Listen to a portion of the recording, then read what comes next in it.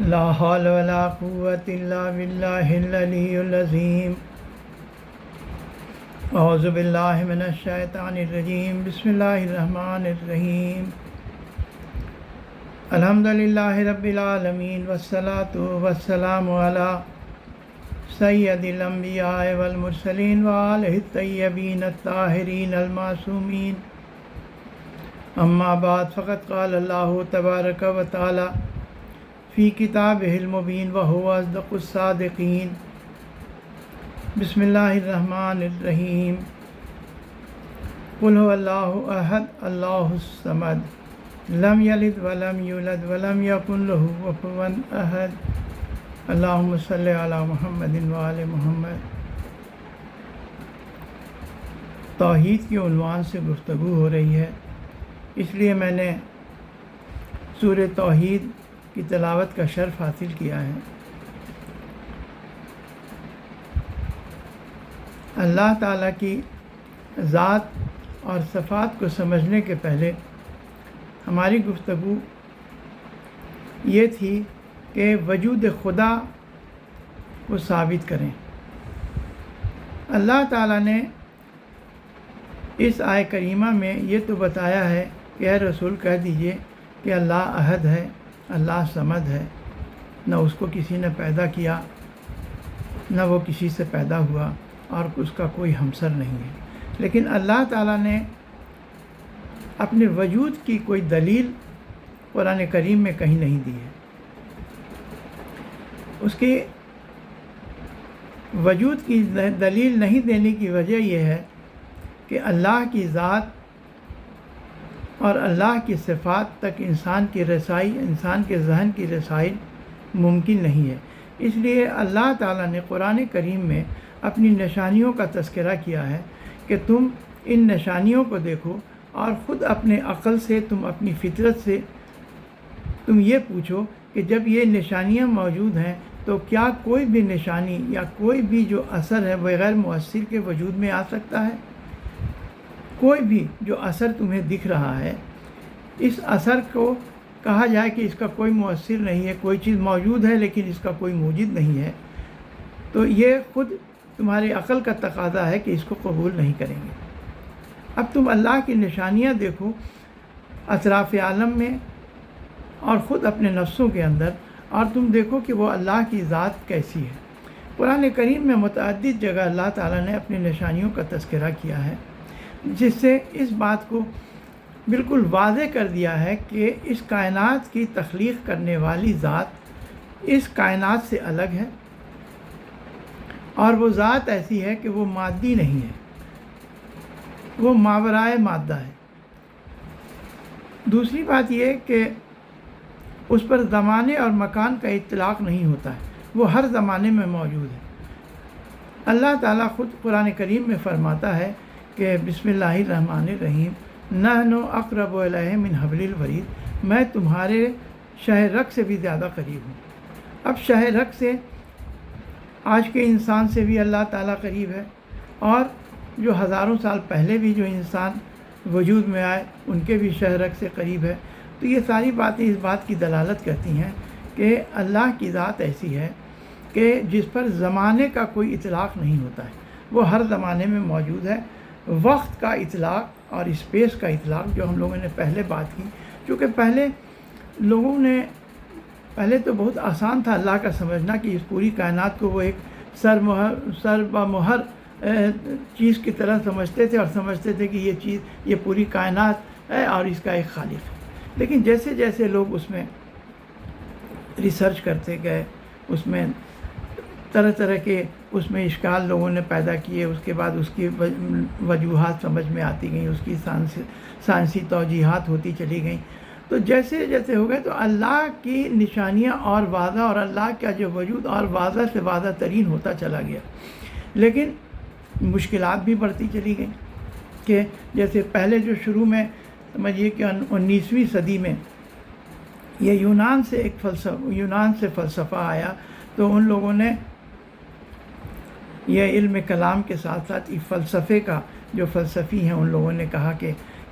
یہ جو کائنات ہے یہ ہمیشہ سے ایسے ہی موجود ہے، یعنی کہ ایک اسٹیٹک یونیورس ماڈل کا ان لوگوں نے کنسیپشن دیا۔ بعد میں ایک صاحب تھے ہبل ایڈوین، ماہر فلکیات تھے، انہوں نے ایک بہت بڑی دوربین لگا کر دیکھا جب کائنات میں، دیکھا کہ ریڈ شفٹ ہو رہا ہے۔ ریڈ شفٹ کہا جاتا ہے کیا کہ اگر اسپیکٹرم جو کو کہا جاتا ہے، اسپیکٹرم میں 7 رنگ ہوتے ہیں، جس کا سب سے باہری رنگ ریڈ کلر کا ہوتا ہے اور سب سے اندرونی رنگ جو ہوتا ہے وہ وائلٹ کلر کا ہوتا ہے، اسی کے تدریجاً وائلٹ، انڈیگو، بلو، گرین، یلو، اورنج، ریڈ، اس طرح۔ تو ریڈ سب سے باہری ہے۔ تو کہنے کا یہ مطلب ہے کہ اگر رات کے وقت ہم کسی دور سے گاڑی کو آتے ہوئے دیکھیں تو ہم دیکھیں گے کہ اس کے چاروں طرف گاڑی کے جو ایک ہیولا بنتا ہے وہ بلو کلر کا بنتا ہے، اور اگر گاڑی ہم سے دور جا رہی ہے تو اس سے ایک ہیولا بنتا ہے، وہ لال رنگ کا ہیولا بنتا ہے۔ تو اس سے یہ ظاہر ہوتا ہے کہ کسی چیز میں اگر ریڈ شفٹ ہو رہی ہے تو وہ چیز ہم سے دور جا رہی ہے، اور بلو شفٹ ہے تو وہ چیز ہم سے قریب آ رہی ہے۔ تو وہ ہبل صاحب نے جو بڑی بڑی دوربین سے ماہر فلکیات تھے آسمان میں دیکھا، تو انہوں نے دیکھا کہ جو سارے ستارے ہیں وہ تیزی کے ساتھ ایک دوسرے سے دور جاتے جا رہے ہیں، اور کافی تیزی کے ساتھ ایک دوسرے سے دور ہوتے جا رہے ہیں، جو بہت دور کے ستاروں کو انہوں نے دیکھا، اور انہوں نے دیکھا کہ یہ جو ستارے ہیں یہ زمین کے نسبت سے بھی ان میں ریڈ شفٹ ہے، یعنی یہ تیزی کے ساتھ جا رہے ہیں۔ تو ہر چیز جو ایک دوسرے سے دور چلی جا رہی ہے، اس کا مطلب ہے کہ اس پورے کائنات میں ایک طرح کا اس وسعت آ رہی ہے، پھیلاؤ ہو رہا ہے، ایک کائنات میں ایکسپینشن ہو رہا ہے۔ تو اس سے لوگوں نے تھیوری دی، اس پر آگے ریسرچ ہوتی گئی، تو انہوں نے کہا کہ یہ جو کائنات ہے یہ اس کو اگر ہم اس کا دیکھیں کہ یہ اس کو مخالف سمت میں اگر ہم لے جائیں تو ہم اس نتیجے پر پہنچتے ہیں کہ یہ ایک ایسے نقطے سے جس کا 0 والیوم تھا، اس سے یہ کائنات جو سو وجود میں آئی ہے۔ تو 0 والیوم نقطے کا مطلب یہ ہے کہ یہ عدم سے وجود میں آئی ہے۔ جب یہ عدم سے وجود میں آئی ہے تو ہم جانتے ہیں اپنے جو اللہ تعالیٰ نے ہمیں عقل دیا ہے اس سے ہم سمجھ سکتے ہیں کہ کوئی بھی چیز عدم سے وجود میں جب آتی ہے، یعنی کوئی چیز نان بینگ سے بینگ ہو جائے، نان ایگزسٹنس سے ایگزسٹ کرنے لگے، تو اس کے لیے کوئی نہ کوئی ایک چیز کی ضرورت ہے جو اس کو نان بینگ سے بینگ میں لانے والا ہے، اور جو اس کو نان ایگزسٹنس سے ایگزسٹنس میں لانے والا ہے، جس کو ہم کہتے ہیں کہ عدم سے وجود میں لانے والا۔ یہی ذات اللہ کی ہے۔ اور چونکہ یہ کائنات جو ہے اس کو بگ بینگ تھیوری کہا گیا کہ ایک بڑے دھماکے کے ساتھ، اس میں بھی لوگوں نے اشکال کیا کہ مادہ کی تو تخلیق بہت بعد میں ہوئی ہے، اربوں سال، ہزاروں اربوں سال پہلے کی یہ تخلیق ہے، بگ بینگ تھیوری۔ تو اس سے صرف یہی نتیجہ جو ہم لوگوں نے پہلے عرض کیا تھا کہ اس کائنات کا ایک خالق ہے، اور وہ خالق ایسا ہے کہ وہ جسم اور جسمانیات سے مبرہ ہے، اس پر زمان اور مکان کا کوئی اطلاق نہیں ہوتا، وہ غیر مادی شے ہے۔ تو اللہ اب اگر اپنے وجود کی دلیل بھی ہمیں دیتا تو ہم اس کو سمجھ نہیں سکتے تھے۔ اب سوال یہ ہے کہ کسی کے بھی ذہن میں آتا ہے کہ لوگ جب اتنی واضح نشانیاں اللہ تعالیٰ کی ہیں تو لوگ انکار کیوں کرتے ہیں؟ پہلی بات تو یہ آتی ہے۔ تو اس میں کیا کیا وجوہات ہو سکتی ہیں کیوں انسان جب واضح نشانیوں کو دیکھتا ہے تو انکار کرتا ہے؟ لیکن کوئی صاحب عقل، اگر اللہ تعالیٰ نے زیادہ تر جو کوششیں کی ہیں کہ تم میری نشانیوں کو دیکھو اور تم اللہ پر یقین نہ، قرآن کریم میں ایسی متعدد نشانیوں کی، سینکڑوں یا ہزاروں نشانیوں کی نشاندہی کی گئی ہے، اور اللہ نے کہا ہے کہ صاحبان عقل اس میں غور کیوں نہیں کرتے۔ میں 2 نشانیوں کا ذکر کرتا ہوں جو کہ سب سے چھوٹے، جو ایک نمل چونٹی ہے، چونٹی کا تذکرہ، اور ایک دوسری جو نحل شہد کی مکھی کا تذکرہ۔ سورہ نمل بھی قرآن کریم میں ہے اور سورہ نحل بھی قرآن کریم میں ہے۔ سورہ نحل 16واں سورہ ہے، سورہ نمل اس کے بعد میں ہے۔ سورہ نمل معنی ہوتا ہے کہ وہ سورہ جس میں چونٹیوں کا ذکر ہے، سورہ نحل جس میں شہد کی مکھیوں کا ذکر ہے۔ تو اپنی نشانیوں کا تذکرہ کرتے ہوئے اللہ تعالیٰ کہتا ہے کہ تمہارے پروردگار نے شہد کی مکھیوں کو وحی کی۔ اب یہ یہاں وحی سے مراد ہے، یہ وحی کے بھی کئی اقسام ہیں، الہام بھی اس کا وحی کا ایک قسم ہے، اور جو نبیوں کو وحی ہوتی تھی اس کی نوعیت کچھ الگ ہے۔ وحی کے لفظ عام انسانوں کے لیے بھی آئے ہیں اور لوگوں کے لیے بھی جانداروں کے لیے بھی آئے ہیں۔ تو یہاں پر شہد کی مکھیوں کے لیے جو وحی کا لفظ آیا تو اس سے ہے کہ اللہ تعالیٰ نے شہد کی مکھیوں کو اشارہ کیا یا الہام کیا، یا کہا جائے کہ ان کی جبلت میں، جو جانوروں کے لیے ہم جو فطرت ہے اس کے لیے ایک جبلت کا لفظ استعمال کرتے ہیں، تو ان کی جبلت میں اللہ تعالیٰ نے یہ ودیت کر دیا ہے، ان کو ایک طرح کا اشارہ دے دیا ہے کہ شہد کی مکھیوں کو کہا۔ تو یہ سورہ نحل جو 68 نمبر کی سورہ ہے، شہد کی مکھی کی سورہ، اس کے 68 اور 69 نمبر کی آیتوں کی میں تلاوت کر رہا ہوں۔ اس کا صرف میں اردو ترجمہ پیش کرتا ہوں کہ اللہ تمہارے پروردگار نے شہد کی مکھیوں کو وحی کی کہ تم پہاڑوں میں، اونچے درختوں میں اور بلند مکانوں میں اپنے گھر بناؤ، اور اپنے گھر بنانے کے بعد تم تمام جتنے بھی پھول ہیں ان پھولوں سے تم اپنے رس کو نچوڑو، اور نچوڑنے کے بعد تمہارے جسم میں ایک ایسا مشروب بنے گا جو اس میں تمام انسانوں کے لیے ایک شفا ہے، اور کہا کہ اس میں انسانوں کو غور و فکر کرنے کے لیے بہت ساری نشانیاں ہیں۔ اب شہد کی مکھیوں پر جن لوگوں نے ریسرچ کیا وہ جانتے ہیں کہ شہد کی مکھیوں نے اللہ تعالیٰ کے وحی کے بعد، یا اللہ تعالیٰ کے جو انہوں نے اللہ نے اشارہ کیا، الہام کیا، ہم جو بھی کہیں، تو اس کے وجہ سے شہد کی مکھیوں نے کا ایک بڑا منظم نظام ہے۔ ان شہد کی مکھیوں کی ایک کوئن بی ہے جس کو مدر بی بھی کہا جا سکتا ہے، یا کوئن بی بھی، یہ لوگ سب سے پہلے کیا کرتے ہیں کہ پھولوں سے رس لیتے ہیں اور اپنے ایک مکان کی تعمیر کرتے ہیں جس کو کہا جاتا ہے کہ شہد کی مکھیوں کا چھتا۔ اس چھتے کی بھی اگر بناوٹ کو دیکھیں تو مسدس نما ہے، اور کوئی بھی مسدس ایک دوسرے سے نہ چھوٹا نہ بڑا ہے۔ اتنا جو کہا جائے کہ آج کی انجینئرنگ اس میں حیران ہے کہ ایک چھوٹی سی جانور یہ اتنے اچھے موم سے یہ بناتی ہیں، اپنے شہد کے مکھیاں اپنے چھتے کو بناتی ہیں۔ اس شہد کی مکھیوں کا پورا ایک نظام ہے۔ ان کا نظام ہے، یہ جاتی ہیں اور جا کر کے پھولوں سے رس لے کر کے آتی ہیں۔ ان کو جو ڈائریکشن دیا جاتا ہے وہ سارا کنٹرول جو ہے وہ وہی جو کوئن بی ہے یا مدر بی ہے وہ ان کے ڈائریکشن میں کام کرتی ہیں۔ کچھ مکھیاں ایسے ہیں اس میں ڈسٹریبیوشن آف لیبر بھی کیا ہوا ہے۔ کچھ مکھیاں ہیں جو جاتی ہیں اور پھولوں کا پتہ لگا کر آتی ہیں۔ باقی مکھیوں کو بھی کام دیا ہوا ہے، وہ جاتی ہیں وہاں پھولوں کا رس لے کر کے آتی ہیں۔ یہاں پر جن لوگوں نے شہد کی مکھیوں پر تحقیق کی ہے وہ بتاتے ہیں کہ اگر شہد کی مکھیاں 3-4 پھولوں کا رس ہی لے لیں تو وہ ان کے غذا کے لیے کافی ہے، ان کی اسی میں پیٹ بھر جاتا ہے، ان کی سیری ہو جاتی ہے، ان کی زندگی کی بقا کے لیے کافی ہے۔ لیکن اس کے باوجود یہ سینکڑوں پھلوں اور پھولوں کا رس حاصل کرتے ہیں ایک دن میں۔ اس کی وجہ کیا ہے؟ دوسری بات اللہ خود پتا ہے کہ اس میں لوگوں کے لیے شفا ہے۔ اس مشروب میں طرح طرح کے مشروب ان کے شکم میں بنتے ہیں۔ دو بات ہے کہ ایک تو ہے کہ مختلف قسم کے مشروب بنتے ہیں اور تمام لوگوں کے لیے اس میں شفا ہے۔ اس کا مطلب ہے کہ یہ جو حاصل کرتی ہیں یہ صرف اپنے لیے حاصل نہیں کرتی ہیں بلکہ تمام نوع انسانی کے لیے حاصل کرتی ہیں، جن کے لیے یہ اللہ تعالیٰ نے ان کے مشروب میں شفا رکھی ہے۔ یہ صرف اتنی خود غرضی نہیں ہے کہ صرف اپنے لیے حاصل کرتی ہیں۔ جب یہ حاصل کرتی ہیں وہ پھولوں کا رس لے کر کے آتی ہیں، اپنے چھتے میں آتی ہیں، تو وہاں پر شہد کی جو کوئن بھی ہے وہ دیکھتی ہے کہ یہ جو پھولوں کا رس لے کر آئی ہیں یہ پھولوں کا رس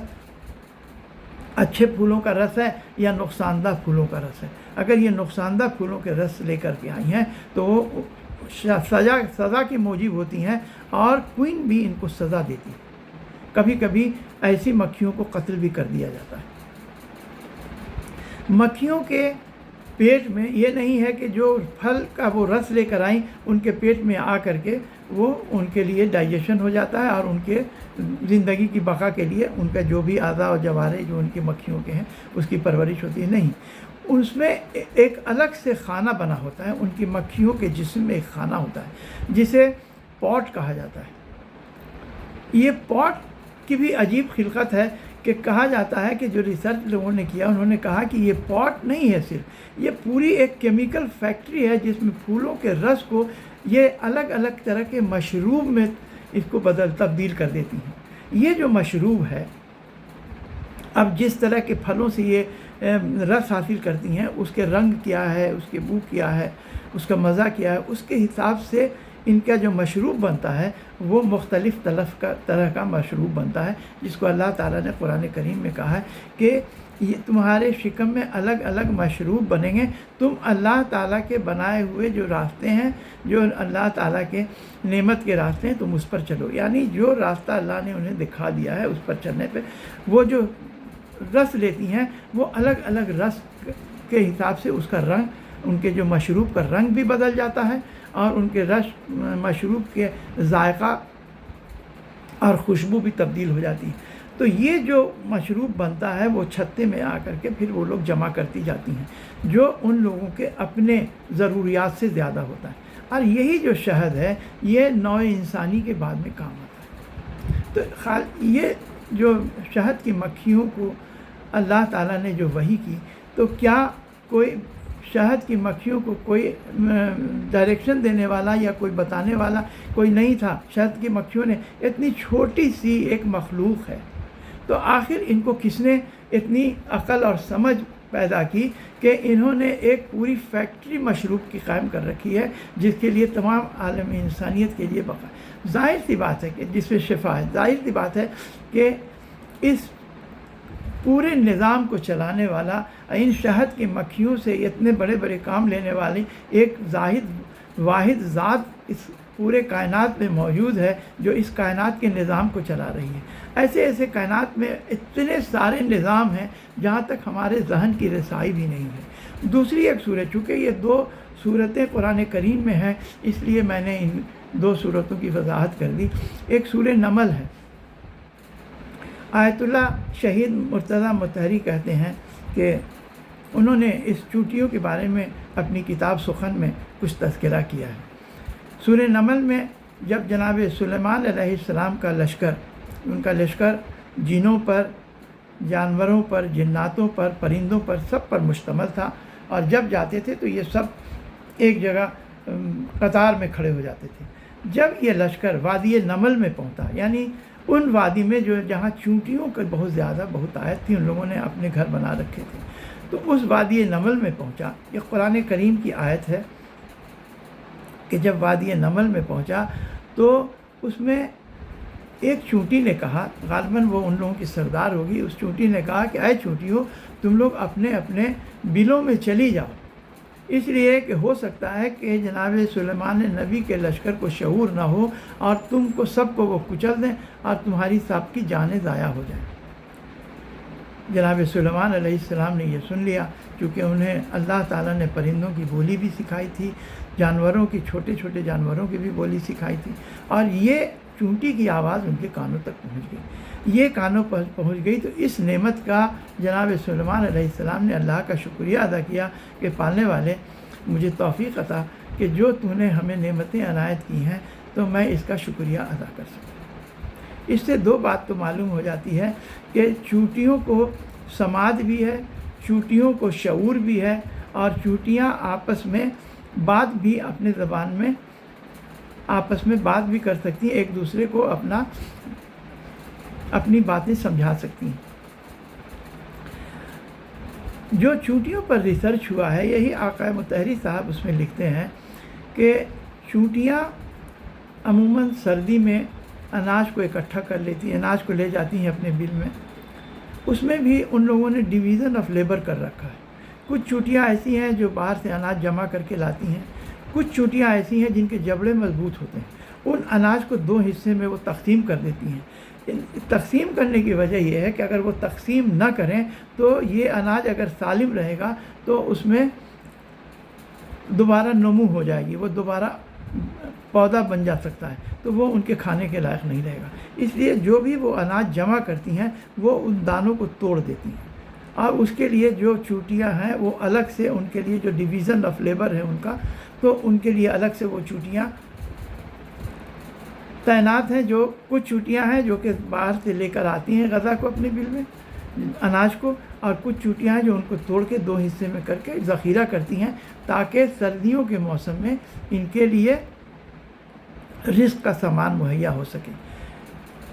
مطہری صاحب لکھتے ہیں کہ صحرا میں کچھ چوٹیاں ہیں، جو چوٹیوں پر ریسرچ جن لوگوں نے کیا ہے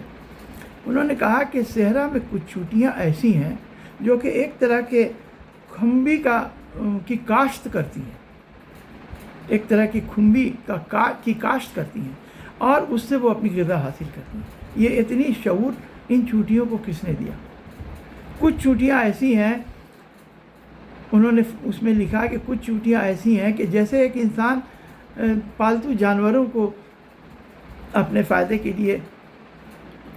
پالتا پوستا ہے، کہ گائے کو دودھ کے لیے پالتا ہے، اونٹ ہے،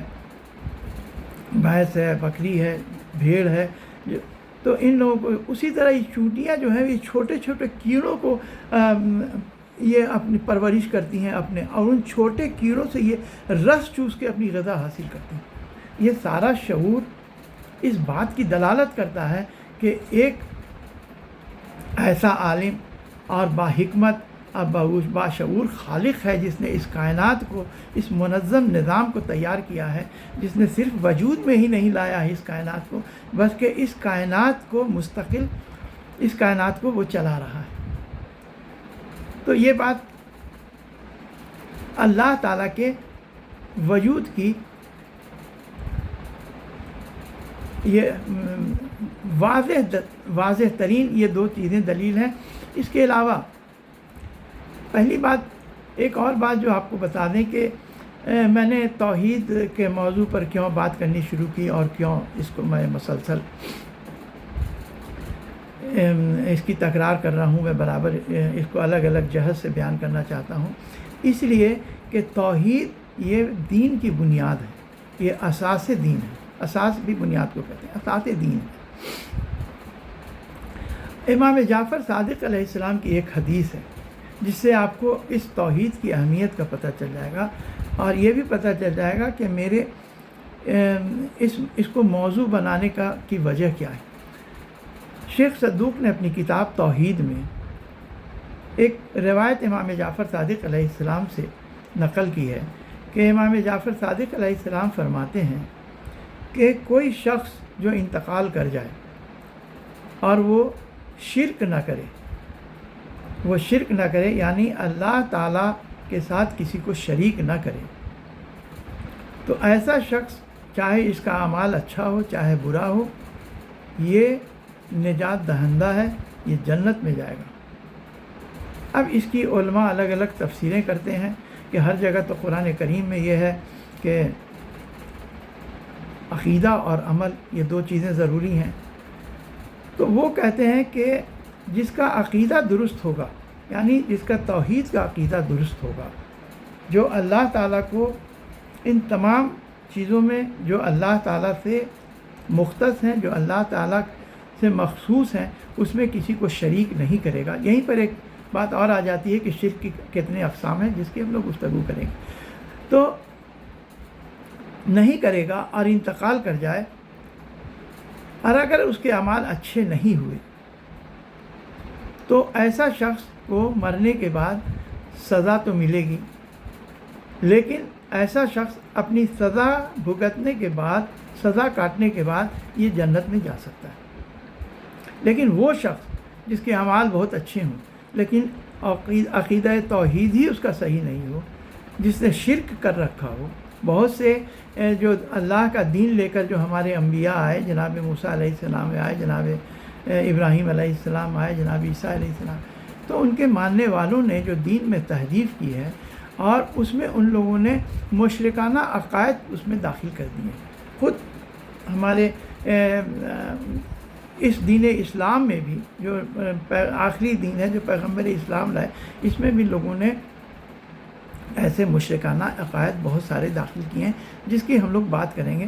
جس کو ہمارے ائمہ نے اپنی پوری کوششوں سے ان لوگوں کو اس بات کی وضاحت کی ہے۔ تو یہ توحید کا عقیدہ اتنا اہم عقیدہ ہے کہ اگر ہمارے اعمال درست نہ بھی ہوں گے تو ہم اپنے برے اعمال کی سزا کاٹنے کے بعد ہم جنت میں جا سکتے ہیں۔ لیکن اگر ہمارے اعمال بہت اچھے بھی ہوں لیکن ہمارا عقیدہ توحید صحیح نہیں ہے، ہم شرک کرتے ہوں عقیدے میں، تو ہم جنت میں نہیں جا سکتے ہیں، ہم نجات دہندہ نہیں ہیں۔ اب ایک سوال یہ یہاں آتا ہے کہ تو وہ اچھے اعمال کا کیا ہے؟ اللہ تعالیٰ ان اچھے اعمال کی جزا ان لوگوں کو دنیا میں دے دیتا ہے، اس لیے کہ اللہ عادل ہے، وہ ان لوگوں کو دے دیتا ہے۔ اور بھی کئی جگہ ہیں، جیسے حالت احتضار میں ہے یا جس وقت روح قبض ہوتے رہتی ہے، سب کی تکلیفوں سے، ان سب میں جو وہ لوگ ہیں کہ جو لوگ کے اعمال تو اچھے ہیں، عقیدہ اچھا نہیں ہے، تو بس دنیا تک یہ جو موت کی تکلیف ہے یا حالت احتضار ہے یا دنیا میں جو اچھی چیزیں ملنی ہیں، جو نعمتیں ملنی ہیں، بس یہیں تک محدود ہو کے رہ جاتے ہیں۔ اور ایک جو مومن ہے، اگر اس کے اعمال میں کمی ہے، اگر اس کا اعمال بہت اچھا ہے، تو وہ سیدھے جنت میں داخل ہوگا، اس میں کوئی شک نہیں۔ اگر کسی نے اپنے عقیدے میں شرک نہ کیا ہو اور اس کے اعمال بھی اچھے ہوں، تو وہ سیدھے جنت میں جائے گا۔ لیکن اگر کسی کے اعمال برے ہیں تو اس کو سزا تو ملے گی اپنے برے اعمال کی۔ اب اللہ فضل و کرم والا ہے، اللہ عفو و بخشش والا ہے، کتنا تک عفو و بخشش ہوگی، کتنا ہم نے توبہ کیا ہوگا، کتنا استغفار کیا ہوگا، یہ ایک الگ موضوع الگ سے ہے۔ اللہ نے بہرحال کہا ہے کہ ہم تم کو بخشیں گے، کتنے گناہ بخشے جائیں گے، کتنے اعمال کہ بہرحال جو ہمارے اللہ کے تئیں ہم نے جو قصور کیا ہے، جو بندوں کے تئیں قصور کیا ہے، بندوں نے کتنا معاف کیا، تو یہ الگ ایک موضوع ہے۔ لیکن کم از کم اگر میرا عقیدہ درست ہے تو ہم جنت میں تو جا سکتے ہیں، جہنم ہمارے لیے ہمیشگی کا گھر نہیں رہے گا۔ اب رہا سوال کہ توحید کی معرفت، دیکھیے معرفت کا سوال یہ ہے کہ اگر ہمیں اللہ کی معرفت ہو جائے تو ہمیں جب اللہ کی معرفت ہو جائے گی تو زیادہ سے زیادہ ہم اطاعت کر سکتے ہیں، اس لیے کہ اطاعت بنیاد ہے معرفت کی۔ اگر ہمیں معرفت ہی نہیں ہوگی تو ہم اطاعت بھی نہیں کر سکتے ہیں۔ وہ اطاعت جو ہوگی اللہ کی، وہ بے روح اطاعت ہوگی۔ نتیجہ یہ ہے کہ ہم کو جو قرب الہی یا اللہ کی رضا حاصل نہیں ہو سکتی۔ اس لیے سب سے پہلا جو دین کا اساس، جو بنیاد ہے، ہم پہلے اللہ تعالیٰ کی معرفت حاصل کرنے۔ اللہ کی معرفت کے لیے بھی یہ بھی بتایا گیا ہے کہ ہم اللہ کی کتنا تک معرفت حاصل کر سکتے ہیں اور کتنا معرفت ہمارے ذہن کے حدود کے باہر ہے۔ اچھا، یہ نہیں ہے کہ عام آدمی کے، یہاں تک کہ اللہ تعالیٰ کے جو کنہ جو ذات کی حقیقت ہے، اس میں انبیاء اور اوصیاء بھی عاجز ہیں۔ خود جو ہمارے آخری نبی ہیں، جو اللہ تعالیٰ کے اتنا قریب چلے گئے کہ 2 کمان کا فاصلہ رہ گیا اور اس سے بھی کم 2 کمان کا، انہوں نے بھی جاتے جاتے یہی کہا ہے کہ پالنے والے ما عرفنا حق کا معرفتک، میں نے جو حق کے معرفت ہے وہ ہم سے ادا نہیں ہو سکا۔ تو حق کے معرفت جب رسول کریم سے ادا نہیں ہو سکا تو کسی اور انسان سے کیا ادا ہو سکتا ہے؟ اس کی وجہ یہ ہے کہ حق کے معرفت جو اللہ کی ذات ہے وہ لامحدود ذات ہے اور ہماری عقل اور فہم محدود ہے۔ مولانا متقیان نے کئی خطبے میں اس بات کی وضاحت کی ہے کہ چاہے کوئی کتنا بھی بلند ہمت ہو، اس کی عقل اور فہم کتنا بھی زیادہ ہو، اس لیے کہ عقل اور فہم یہ کوئی مادی چیز نہیں ہے، ہم جتنا سوچتے ہیں، غور و فکر کرتے ہیں، اس میں وسعت آتی جاتی ہے، اس میں کوئی شک نہیں ہے، لیکن کتنا بھی وسعت آتی جائے ہم اللہ تعالیٰ کے کنہ حقیقت تک نہیں پہنچ سکتے ہیں۔ اسی کو دعاؤں میں فرمایا گیا ہے کہ بسم اللہ الرحمن الرحیم، یا ہوا، یا اے کہ وہ ذات، یا ہوا لا یعلم من ہوا، یا من لا یعلم ما ہوا، کوئی نہیں جانتا ہے سوائے اس کے، اینا ہوا، کیسا ہوا، کیفا ہوا، کیسا ہے وہ، کہاں رہتا ہے وہ، کس طرح کا ہے وہ، یا ہوا یا من لا یعلم ما ہوا، کیفا ہوا، اینا ہوا، کیسا ہوا، الا ہوا، وہ صرف وہی جانتا ہے کہ وہ کیسا ہے، اس کی ذات کیا ہے۔ ایک شخص نے حضرت علی علیہ السلام سے دریافت کیا کہ مولا آپ ہم کو توحید اور اللہ کی ذات اور صفات کی ایسی وضاحت کر دیجئے کہ میرے سامنے بالکل ایک تصویر سی آ جائے۔ نتیجہ ہے کہ امام علیہ السلام بہت غصہ ہوئے اس پر، اور انہوں نے ایک طویل خطبہ ارشاد فرمایا۔ اس خطبے کو کہا جاتا ہے خطبہ اشباع۔ اس خطبہ یہ طویل خطبہ ہے جس کا میں صرف آخری جملہ بیان کرتا ہوں کہ انہوں نے کہا کہ اے شخص جو اللہ کے صفات کے بارے میں پوچھ رہے ہو،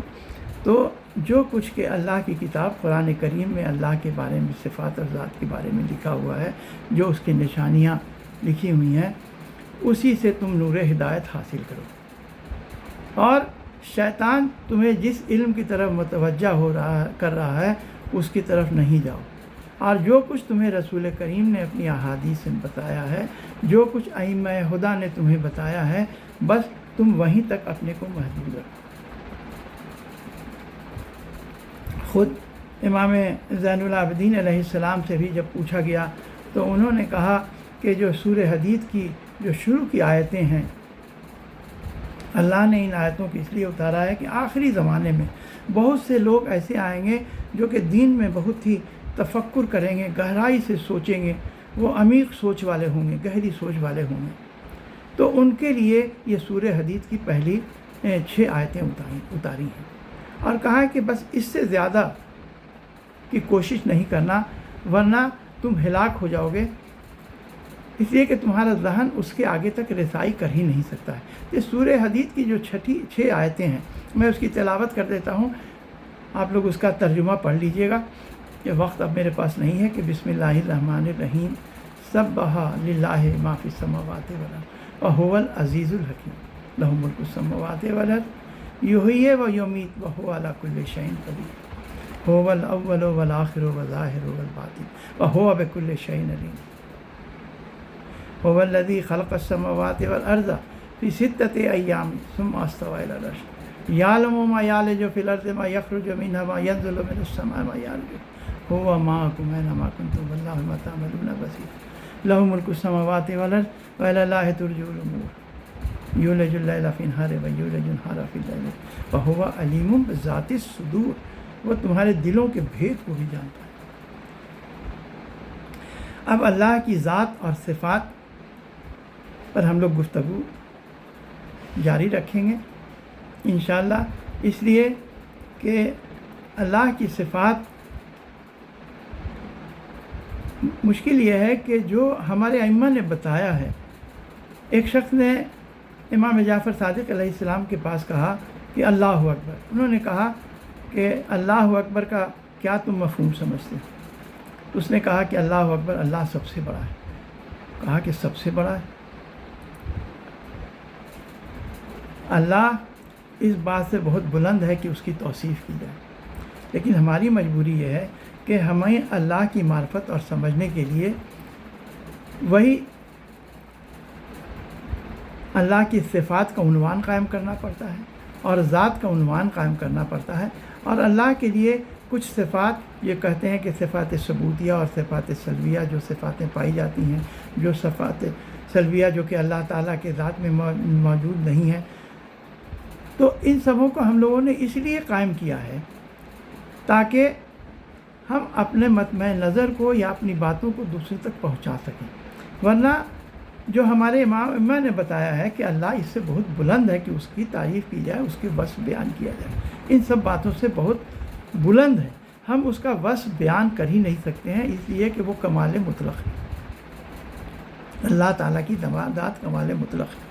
صفات کا عنوان تو ہم قائم کرتے ہیں، لیکن حضرت علی علیہ السلام نے کہا کہ دیکھو اصلی توحید یہ ہے کہ اللہ کی ذات سے توحید صفات کی نفی کی جائے، اس لیے کہ صفات سے جو ایک مفہوم آتا ہے کہ جیسے کہ ایک انسان ہے، ہماری ایک ذات ہے، اس کے بعد ہم نے علم حاصل کیا تو وہ ایک صفات ہے جو ہمارے ذات کے ساتھ جڑ گئی، یعنی جو ایٹریبیوٹس تھی پہلے ہمارے جو شخصیت ہمارے پرسنالٹی میں وہ ایٹریبیوٹ اٹیچ نہیں تھی، ہم جیسے جیسے حاصل کرتے ہیں، ہم نے قوت حاصل کی، قدرت حاصل کی، تو ہم اب اس قوت کے بھی وہ وصف ہمارے پہ آ کر جڑ گیا۔ کیا اللہ کی ذات ایسی ہے؟ نہیں، اللہ کی ذات ان تمام کمال کا مجموعہ ہے۔ ایسا نہیں ہے کہ اللہ کی ذات جو علم ہے وہی اللہ ہے، جو قدرت ہے وہی اللہ ہے. اللہ کی ذات ویسی نہیں ہے. ہم ایک مادی شخصیت کے لیے اللہ کو سمجھ نہیں سکتے. اس چیز کو اور ہم واضح اگلے ویڈیو میں انشاءاللہ کریں گے. آج صرف 2 باتیں میں یہ بیان کرنا چاہ رہا تھا کہ حضرت علی علیہ السلام نے جو معرفت الہی کے جو نہج البلاغہ میں خطبات دیے ہیں، لیکن افسوس کی بات ہے کہ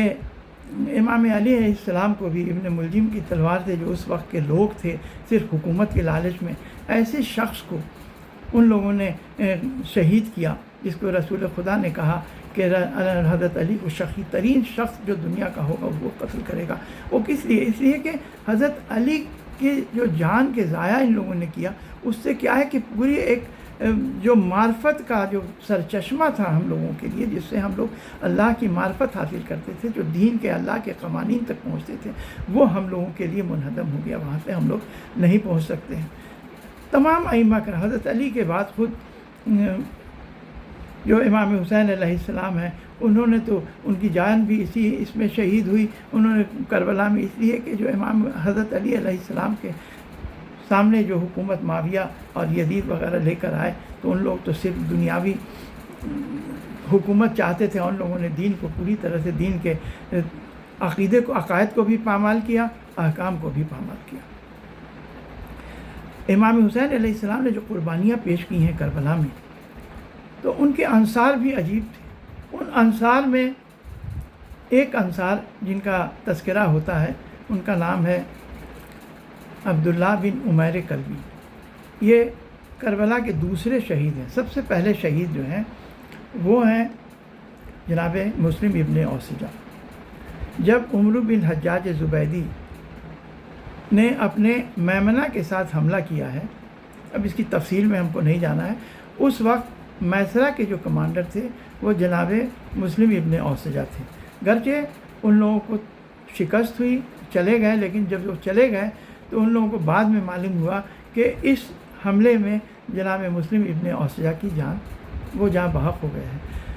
اسی سے ہمت بڑھ گئی اس کی، اور شمر نے حملہ کیا اپنے میسرہ کے ساتھ میمنہ پر. اس میں جب جناب عبداللہ بن عمیر کلبی نے بڑی شجاعت دکھائی ہے. عبداللہ ابن عمیر کلبی نے اس کے پہلے جو جنگ شروعات میں انہوں نے جب ان لوگوں نے مبارز طلبی کی تھی تو یسار اور سالم نام کے جو کہ زیاد اور ابن زیاد کے 2 غلام تھے، ان لوگوں نے جب مبارز طلبی کی تھی تو اکیلے ابو عبید اللہ ابن عمیر کلبی نے جا کر کے دونوں کو قتل کیا تھا. عبداللہ ابن عمیر کلبی کی پوری تفصیل ابھی بیان میں نہیں کرنا چاہتا ہوں. میں صرف تذکرہ یہ کرنا چاہتا ہوں کہ یہ جو آئے تھے تو ان کا جو گھر تھا یہ کوفے میں نہیں تھا. اس لیے جو جناب مسلم اسلام کا جو مسلم ابن عقیل کا پورا واقعہ ہوا، یہ اس واقعے سے واقف نہیں تھے. یہ نخیلہ میں جو بیر جود ایک کنواں تھا جو کہ ہمدان قبیلے کا یہ کنواں تھا، وہاں پر خرما کا باغ میں ان کا اپنا ذاتی مکان تھا جہاں یہ رہا کرتے تھے. چونکہ یہ نخیلہ میں تھے اور نخیلہ میں ہی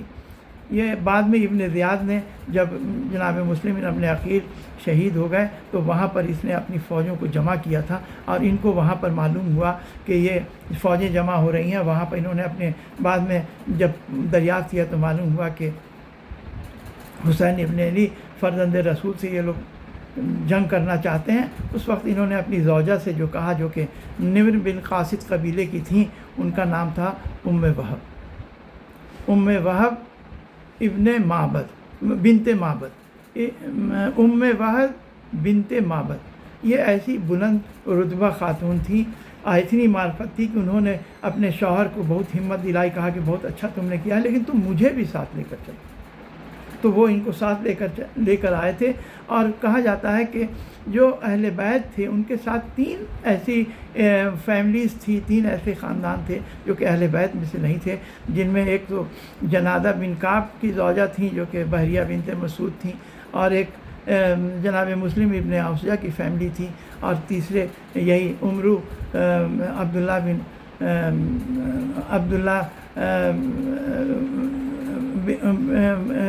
بن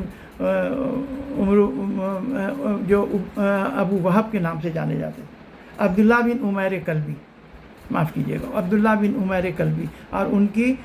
یہ عبداللہ بن عمیر کلبی یہ علیم قبیلے سے تعلق رکھتے تھے، بڑے ہی زبردست آدمی تھے، ان کی شجاعت کا بہت تذکرہ تفصیلی لکھا ہوا ہے، ابھی تفصیل سے چھوڑتے جاتے ہیں۔ تو ان کی زوجہ کا ہم کو بیان کرنا ہے کہ یہ ایسی بلند رتبہ خاتون تھیں کہ جب انہوں نے جب عبداللہ بن عمیر کلبی نے یسار اور سالم کو قتل کر دیا، ان کو جہنم واصل کر دیا، تو یہ اس وقت رجز پڑھ رہے تھے، اور اس رجز میں اپنے زوجہ کو مخاطب کر رہے تھے، جس سے یہ بھی جوش میں آ کر کے یہ نکل جاتی ہیں، ایک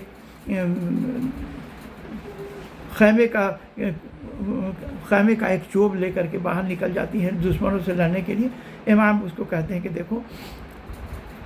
عورتوں پر جہاد ثابت ہے، ان کو بلا لیتے ہیں، لیکن جب جناب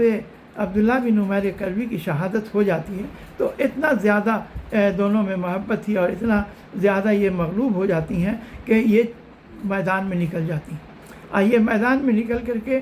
جناب عبداللہ بن عمیر کلبی کے پاس پہنچتی ہیں، اور ان کے چہروں سے، وہ تو خون کی چادر اوڑھے تھے، میدان جنگ میں لیٹے ہوئے تھے، ان کے چہرے سے اور ان کا خون صاف کرتی جاتی ہیں، اور ان کو کہتی جاتی ہیں کہ عبداللہ تم کو بشارت ہو کہ تم جنت میں جا رہے ہو، تم نے فرزند رسول کے مطابق میں اپنا حق ادا کر دیا ہے۔ اسی بیچ میں شمر نے اپنے غلام رستم کو کہا کہ جا کر کے اس خاتون کو جا کر کے شہید کر دو۔ وہ پیچھے سے آ کر کے اس نے اتنا سخت گرد مارا ہے کہ جناب ام وہب بنت اب جو ہیں وہ وہیں پر شہید ہو گئی، وہیں اپنے شوہر کے لاش کے پاس ہی جاں بحق ہو گئیں۔ یہ پہلی اور آخری خاتون ہیں جو کربلا کے میدان میں شہید ہوئی ہیں،